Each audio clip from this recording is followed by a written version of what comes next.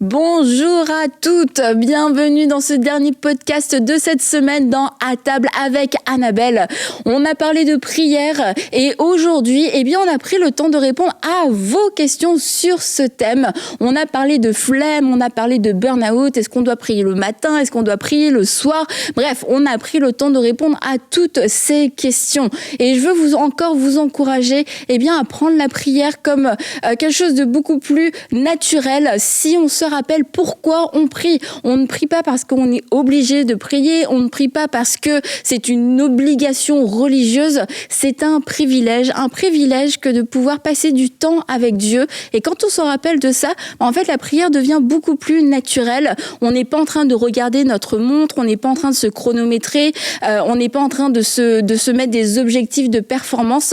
On se dit juste, j'aime Dieu et j'ai envie de passer du temps avec lui, tout comme on veut passer du temps avec les personnes qu'on aime, si on aime Dieu, on a envie aussi de passer du temps avec lui et ce sera en dehors de toute obligation, en dehors de tout poids, de tout joug et ce sera quelque chose de beaucoup plus léger qui va porter beaucoup plus de fruits et amener beaucoup de liberté dans cette vie de prière que nous tous, nous voulons approfondir. On veut tous une bonne vie de prière, on veut tous une vie de prière palpitante et passionnante et je crois qu'il faut juste revenir à la base et se souvenir que quand je prie, c'est passer juste du temps avec le Seigneur que j'aime, pouvoir lui parler, pouvoir l'écouter, avoir des temps de silence, des temps où on peut s'écouter l'un et l'autre, on peut échanger aussi librement. Et quand on se rappelle de ça, je vous assure, notre vie de prière prend un autre tournant. Et aussi dans ce dernier podcast de la semaine, j'ai voulu vous présenter des livres qui, moi, personnellement, m'ont béni dans ma vie de prière, m'ont donné une soif particulière. Alors, je vous en ai amené quelques-uns que vous pourrez découvrir dans un instant.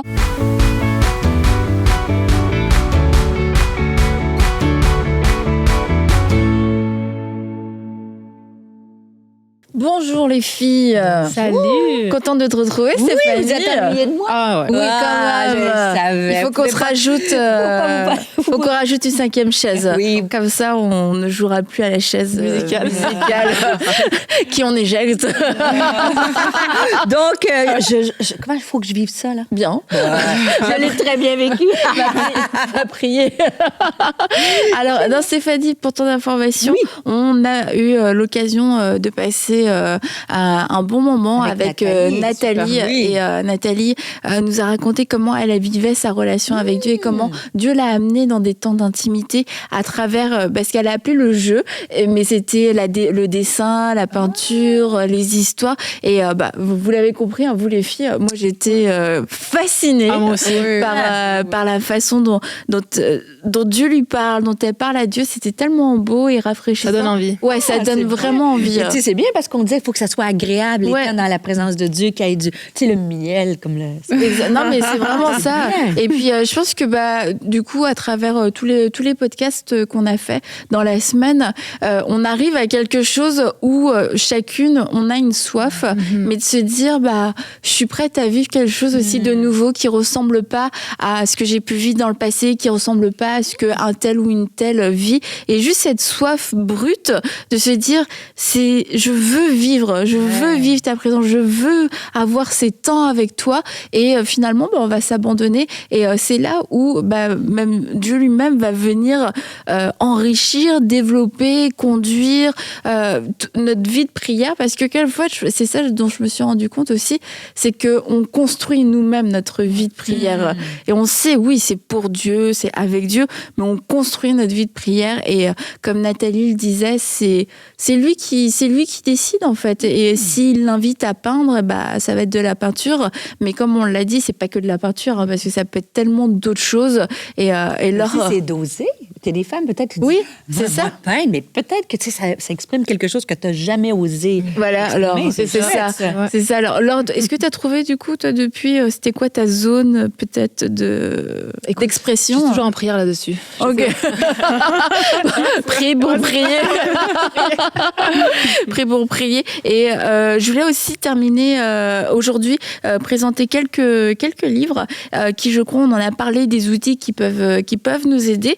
Donc, Donc 30 jours de marche avec Dieu de Noémie. Noémie qui est bien connue sur les réseaux aussi, sœur Co. Et d'ailleurs, félicitations Noémie pour ton mariage. Je ne sais pas si vous l'avez vu, mais Noémie s'est mariée.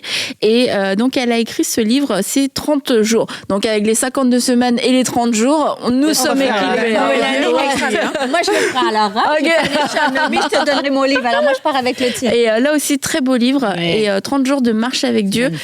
Donc, en fait, chaque jour... Il y a une pensée, une réflexion, il y a des versets aussi, une pensée, une réflexion, des versets. Et après, il y a une prière et un exercice. Donc, encore une fois, c'est un outil qui nous incite à la discipline, à la bonne discipline pour vivre quelque chose. Et puis, je crois qu'après, c'est des outils, une fois qu'à fois on a pris le pli, ça nous aide vraiment. Puis, c'est très beau, vous voyez, il y a des très belles illustrations. Très belle odeur, j'aime beaucoup sentir les livres. Moi aussi. C'est vrai. Voilà. Du coup, il faut que tu lui offres ton livre aussi. Oui, c'est fait. Avec plaisir. Noémie. Oui, on fait un échange. D'accord, ok. Noémie, reçois le livre de Stéphanie. Actuellement, son adresse Amazon, va aller lui livrer de ma part. Amazon de la planète, de l'univers. Et aussi, alors ça, c'est des livres de Jim Cymbala. Là, j'en ai que 2. Mais Jim Cymbala, vous avez été écrit pour plus que cela. Et Dieu au cœur de nos prières. Et puis, il y avait aussi l'église que Dieu bénit et un nouveau souffle. L'église que Dieu bénit, en plus, il était chez moi. Je sais pas pourquoi je l'ai pas pris. Mais un nouveau souffle, c'était en plus mon préféré des 4 livres, j'avoue. Mais je ne l'ai plus. Donc, si quelqu'un me l'a emprunté, rendez-le-moi, s'il vous plaît. Un livre passé, un livre Oui, mais j'en ai tellement fait la promotion à tout le monde que je l'ai prêté et aucune idée d'où est rendu ce livre. Et moi, j'ai lu tous ces livres de Jim Cymbala. Celui-là, je recommande, c'est excellent. Ah ouais, vraiment celui-là. D'ailleurs, merci. J'aime la couverture. Avez-vous vu le poisson qui sort, donc créé pour plus, tu vois? Des fois, il faut sortir de notre bocal pour aller plus loin. Ouais, Vous n'aviez pas vu? C'est bien. Moi, quand j'ai vu la couverture, j'étais pas sûre, j'ai pas été conquise. Mais je me suis dit, à chaque fois que j'ai lu un livre de Jim Cymbala, ça m'a béni. Ouais. Bon, à chaque fois, c'était le deuxième que je lisais. C'était un souffle nouveau que j'avais lu. Et d'ailleurs, merci à mon ami Stéphane Caddy, parce que je lui ai emprunté quand il nous avait prêté son appartement. Et je suis repartie avec. Et du coup, il m'a dit, je te l'offre. Donc, voilà. Un livre prêté, un livre perdu. Non, il me l'a offert depuis. Et donc, Dieu au cœur de nos prières. En tout cas, c'est des livres, les 4 livres. À chaque fois, je les ai lus. Moi, ça m'a donné soif. Ça m'a inspiré. Ça m'a rappelé tout ce que Dieu aussi pouvait faire à travers la prière. Des histoires impossibles, des vies impossibles.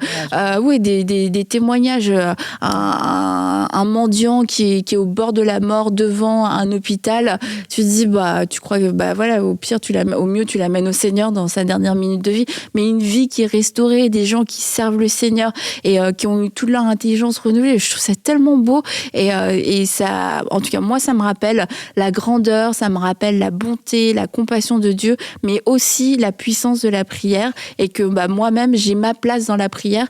Dieu, c'est à moi que Dieu demande de prier et Dieu va faire ce que lui a à faire, mais moi, j'ai ma place aussi dans la prière et vraiment, à chaque fois que j'ai lu ces livres-là, ça a mis un feu, mais en même temps, ça m'a comme humilié, c'est pas forcément le mot, mais un peu, non, mais tu sais, cette brise ou de dire, mais il y a tellement plus, j'ai tellement limité Dieu, il y a tellement plus, en fait, à vivre que, cette brise pour te relever.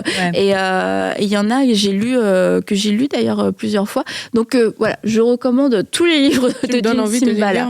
Ah bah oui. Jim Cymbala est déjà venu à Nouvelle Vie. Oui, je l'ai rencontré. Moi, je l'ai jamais rencontré. Ah non, c'est une personne très, très inspirante. Hein.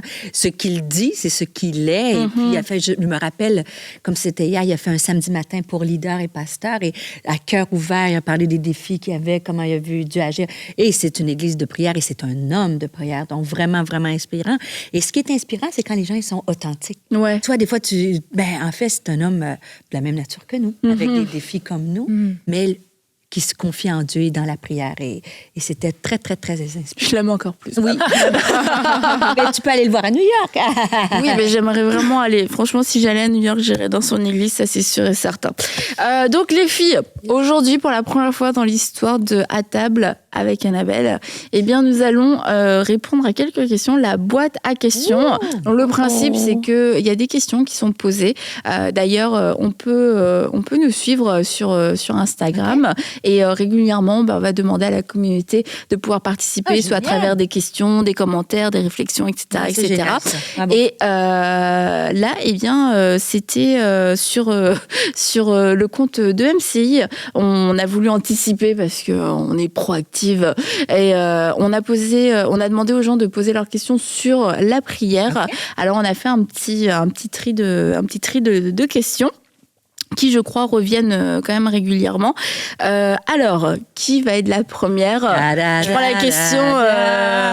Je prends la première question. Donc, à qui veut répondre ? À qui doit répondre ? Là, tout le monde regarde ailleurs. Comment ? C'est clair, on est comme à l'école. Là. Comment surpasser la flemme ?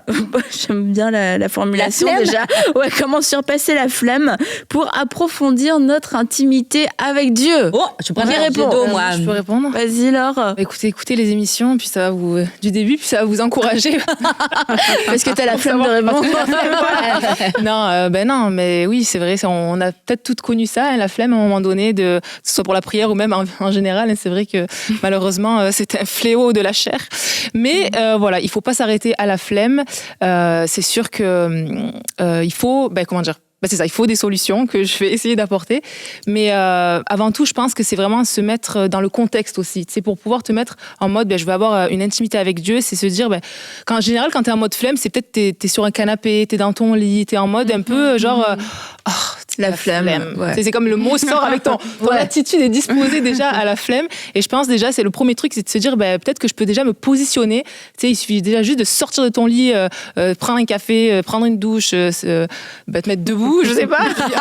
Non, mais des fois, ça paraît rien, mais c'est un changement de position. Un changement de position qui déjà va faire une différence dans ta démarche, voilà, pour aller plus loin avec le Seigneur. Après, moi, j'en avais déjà parlé en début de semaine, mais c'est vrai que personnellement, ce qui m'interpelle, c'est de me demander pourquoi je fais les choses. Pourquoi j'irai plus loin avec le Seigneur ? Qu'est-ce que ça va vraiment m'apporter ? Et je pense que quand on se pose des bonnes questions, ça nous pousse aussi à aller plus loin. Je sais que tu parlais pas mal de sport et tout ça, et parce que tu es une grande sportive. Mais c'est ça, on veut souvent faire du sport parce qu'on sait que c'est bon pour nous, on veut s'entretenir et tout. Surtout quand tu passes 30 ans, moi personnellement, je sais que c'est là où j'ai vu un peu... C'est très vieux. J'ai peur d'arriver à cet âge-là. Personnellement, c'est là où je commence un peu à rouiller et tout. Bref, tu sens que il faut que tu te mettes, que tu te conditionnes, mais des fois, voilà, t'as pas forcément l'envie, mais tu penses au bienfait que ça va te faire. C'est ça, la prière, l'intimité avec le Seigneur, c'est la même chose. Il faut que tu te demandes, mais qu'est-ce que ça va faire, qu'est-ce que ça va m'apporter ? Et voilà, on en a parlé, mais c'est vraiment cette relation avec le Seigneur, c'est nous découvrir nous-mêmes, c'est grandir, en apprendre plus sur l'amour de Dieu. Bref, en tout cas, la liste est très très longue. Donc, je pense que c'est vraiment se poser les bonnes questions sur l'impact que ça peut avoir dans notre vie, mais aussi dans la vie des autres, parce qu'on prie aussi pour les autres, pour faire une différence dans la vie des autres. Et après, il y a quoi ? Qu'est-ce qu'il peut avoir ? Il y a aussi, on en a parlé hier, la créativité aussi qu'on peut amener dans la prière. Des fois, c'est vrai qu'on est assez... on peut avoir un stéréotype ou un cadre dans la façon qu'il faut prier ou arriver dans notre relation avec Dieu, dans notre intimité, mais peut-être aussi se laisser surprendre par le Saint-Esprit, puis comment on peut grandir ou comment on peut rentrer dans la prière, comme nous a parlé Nathalie hier, au niveau du dessin. C'est vrai, parce que quelquefois la flemme est reliée au manque de motivation. Et parce qu'il n'y a rien d'excitant qui nous attend, rien de motivant et rien d'agréable. Et du coup, là, c'est plus facile d'être frappé par ce fléau qu'on appelle la flemme. Juste le mot déjà. Ouais, c'est clair. Mais c'est ça, je pense qu'il faut juste... il faut se poser les bonnes questions. Puis en plus, aujourd'hui, il existe plein de ressources aussi qui peuvent nous stimuler, comme un super livre de notre chère Stéphanie. Et voilà, puis moi, je sais que l'an passé, j'ai beaucoup aimé un livre de dévotion sur les femmes de la Bible, et ça m'a vraiment impacté parce que c'était un livre qui concernait les femmes. Donc justement, ça vient de parler un peu plus. Les 52 femmes de la Bible au travers de l'année, ça m'a énormément appris et j'avais cette envie d'en savoir plus. Donc c'est ça qui est venu me chercher pour aller plus loin et tout. Et je pense qu'aujourd'hui, on a plein de choses à disposition justement pour plein d'outils pour aller plus loin. Mais merci Laure. Deuxième question. Très bonne question, est-ce que le burn-out est considéré comme un manque d'intimité ?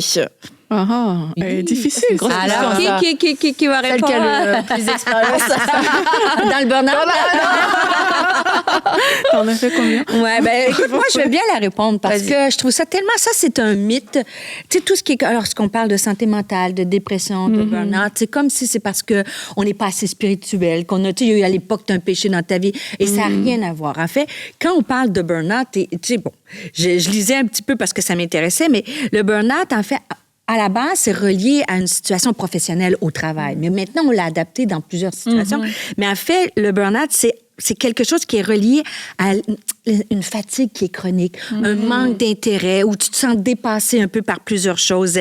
C'est un sentiment, l'Organisation mondiale de la santé dit ça, c'est un sentiment de fatigue intense, de perte de contrôle et d'incapacité à aboutir à des résultats concrets au travail. Ça peut être au travail, mais dans ta vie, il y a beaucoup de femmes aussi, des femmes qui font face à un burn-out parental. On voit ça de plus en plus, où tu te sens dépassé par l'éducation des enfants, par tout ce qui est la charge mentale.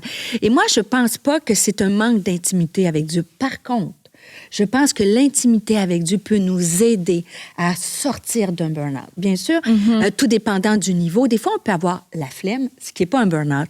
Mais il faut, si on sent vraiment dépassé ou qu'on a des problèmes physiologiques, de sommeil, de concentration, même d'anxiété, là, je pense qu'il faut aller consulter. Parce que c'est un vrai problème médical et il n'y a aucun jugement.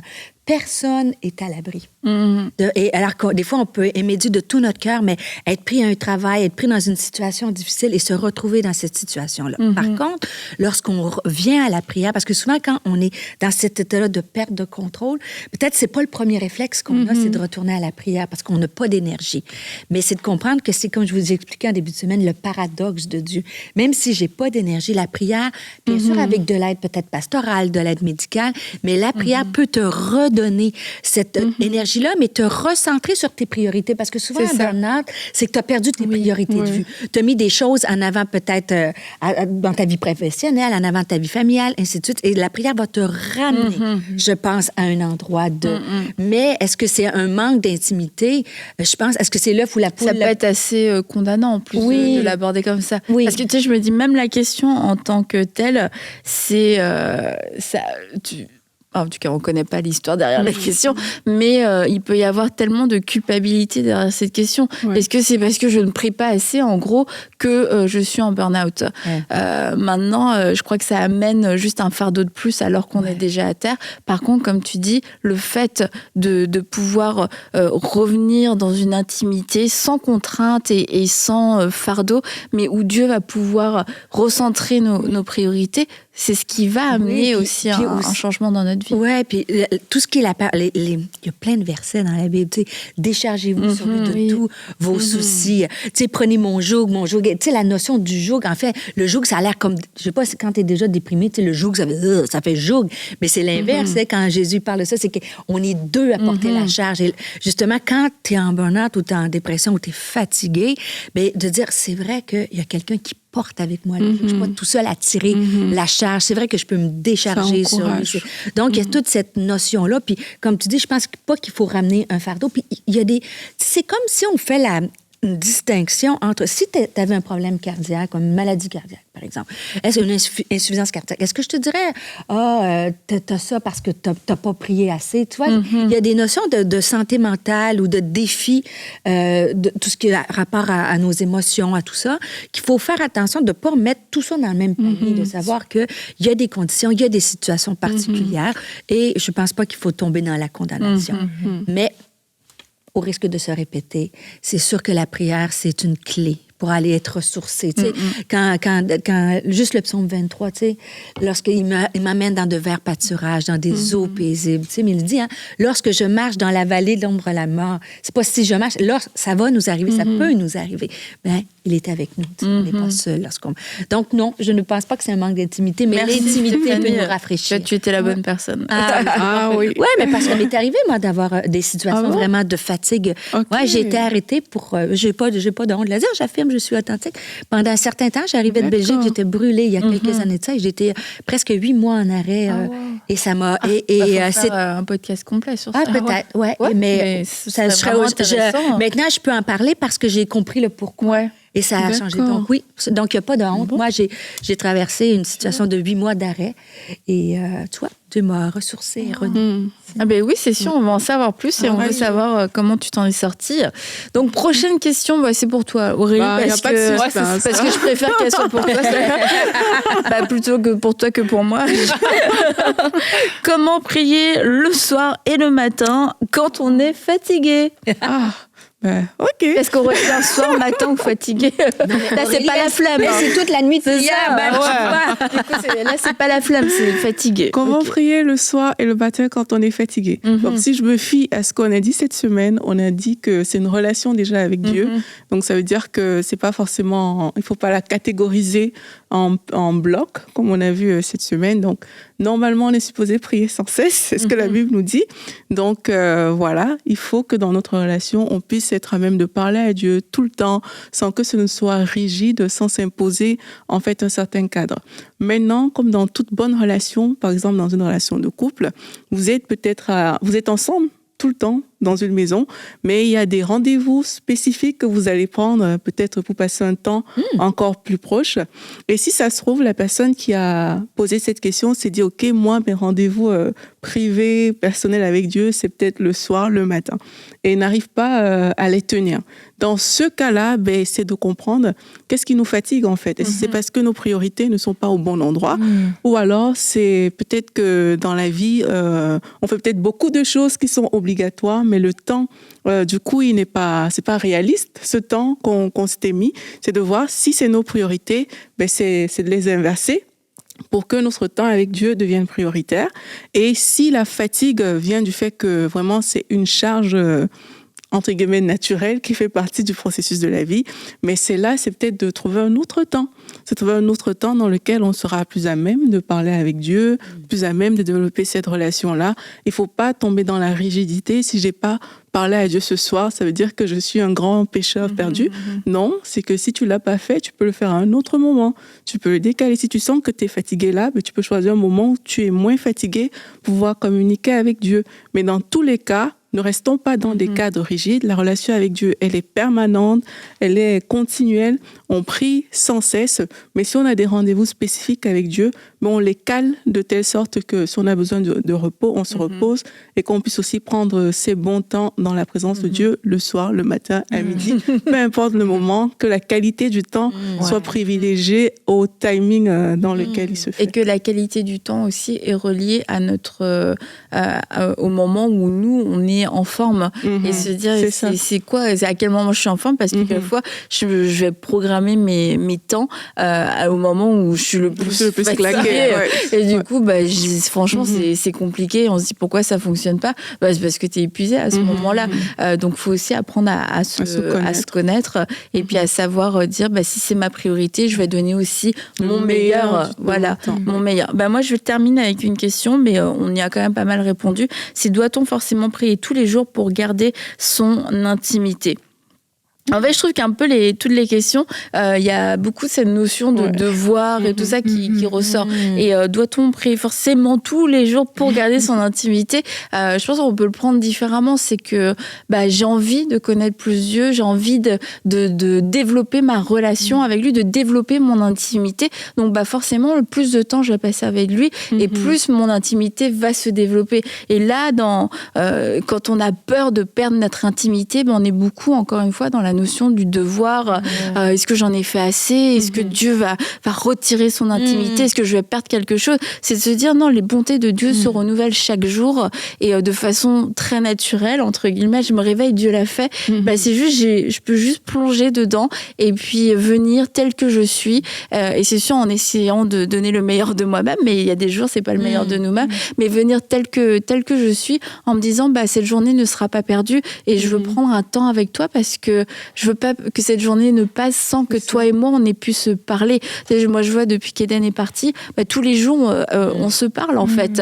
Et quelquefois c'est mieux que d'autres, quelquefois c'est court, quelquefois c'est long, mais parce que moi je me dis tous les jours je veux lui parler, même si c'est pas longtemps et tout, mais tous les jours je veux qu'on ait ce lien et que tu sais qu'on puisse se parler et parce que je me dis si on s'appelle pas après tu vois c'est ça, si je tombe dans l'autre truc c'est mais si on s'appelle pas un jour peut-être peut-être qu'on va pas s'appeler 2 jours, peut-être qu'après, je vais la perdre de vue. Non, c'est pas ça, c'est parce que non, j'ai ce désir de l'entendre et ce désir de lui raconter quelque chose et puis qu'elle me raconte aussi quelque chose et chaque jour va être différent, mais c'est le désir de mon cœur, il n'y a pas une obligation, je vais pas payer une amende si je l'appelle pas ou si elle m'appelle pas, peut-être que donc voilà, ça doit devenir le désir de notre cœur de passer du temps avec lui. On doit être poussé par l'amour en fait dans notre relation avec Dieu et c'est ça qui doit piloter tout le reste. Il nous reste peu de temps et Aurélie, est-ce que tu veux prier parce que je crois que même avec peu de temps non mais on veut prier pour que le feu se rallume et qu'il y ait un souffle nouveau dans les cœurs. Alléluia. Ok, 1 minute. Parfait. On a dit, c'est pas la quantité. Oui, 1 minute, ça peut être percutant. Wow, merci Seigneur Jésus-Christ. Seigneur, nous te bénissons parce que tu nous permets d'échanger sur ce sujet important. Tu es notre Père, Seigneur, et tu prends plaisir à ce que nous te rencontrons dans le lieu secret. Aujourd'hui, on veut prier pour toutes ces personnes pour qui c'est difficile et nous te demandons, Seigneur, de les saisir là où elles sont au nom de Jésus-Christ. Qu'un feu nouveau s'allume dans les cœurs, Seigneur Jésus-Christ. Que ta flamme puisse brûler dans les cœurs et qu'ils soient saisis d'une soif même surnaturelle, Seigneur. Je sais, Père éternel, qu'au début de ma conversion, j'ai été saisie par cette soif surnaturelle qui me poussait vers toi, c'était plus fort que moi. Et Seigneur, je prie afin que cela arrive dans la vie de toutes ces personnes qui écoutent ce podcast, qu'elles soient saisies d'une soif surnaturelle de l'Esprit de Dieu et qu'elles commencent à désirer, vouloir ta présence, demeurer avec toi, te parler, Seigneur, quel que soit l'endroit, le lieu, le moment. Seigneur, nous te faisons confiance. Nous savons que tu prends plaisir à ce qu'on passe du temps avec toi. Et Seigneur, nous ouvrons aussi nos cœurs pour aller plus loin avec toi aujourd'hui. Nous l'ouvrons grandement, Seigneur, et merci parce que ces temps deviennent encore plus qualitatifs. Merci, Seigneur, parce que tu nous attires au plus profond. Tu nous fais découvrir des choses cachées, des choses qu'on ne connaissait pas encore. Merci parce que tu nous portes. Nous sommes déjà reconnaissants de ces merveilleux moments avec toi et nous te bénissons, Seigneur Jésus-Christ. Amen. Amen. Amen. Merci à vous les filles pour cette semaine. Je vous souhaite, je vous souhaite un bon week-end et que vous toutes aussi, vous puissiez vivre ces nouvelles dimensions et ces nouvelles fraîcheurs dans la prière. Donc, on se revoit bientôt. Oui. Merci d'avoir été avec nous.